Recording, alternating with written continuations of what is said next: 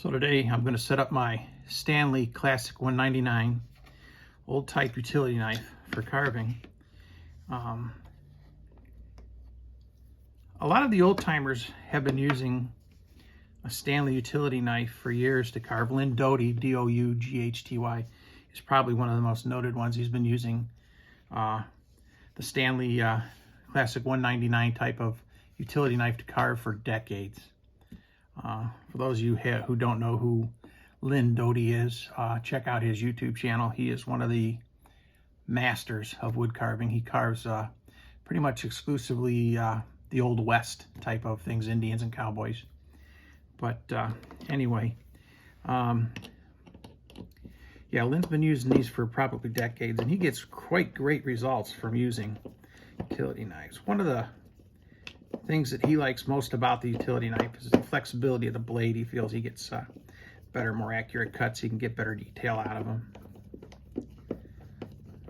So, now the knife that Lynn uses, he's modified. It's to accept the special the original type of blade that's used in utility knives.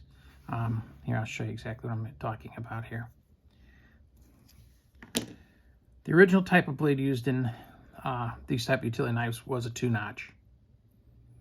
So what Lynn did was he modified his knife by placing some plumber's putty back in here so that he could extend his knife beyond those 2 notches. So see, there's a little groove right here that blade slides up against, and he put plumber's putty back here to hold the knife down so that he got a more firm grip on the blade. And then, of course, once you put the handle on it, the blade stuck out so far. But today, they actually make blades with 4 notches. So you can actually put those blades out farther without having to modify your knife. They're a little more costly, but they do serve the function that Lynn was going for when he uses his plumber's putty to create that extension. So Lynn uses two notches out. That's pretty good for as far as how much of the blade you're able to use.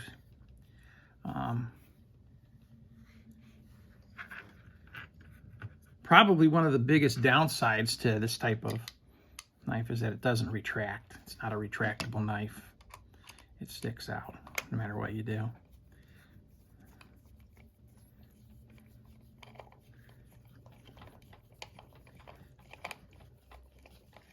So you're going to have to either come up with a sheath or just be darn careful with it. The other side is it is a razor blade, so it's sharp.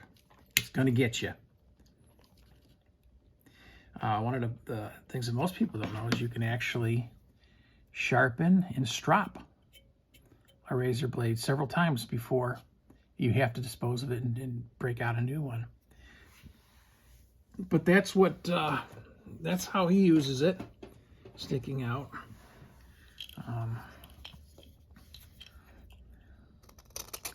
It is sharp. I'm cutting across the grain here, so it is sharp and it will get you. It will get you. Definitely going to want to wear your safety equipment with that bad boy. But he likes it because you can get in there and get the ears, and it bends. See it? I don't know if you can see that, but it bends. It gives a little bit of flex. And that's what he likes about it. It's got a good tip for detailing.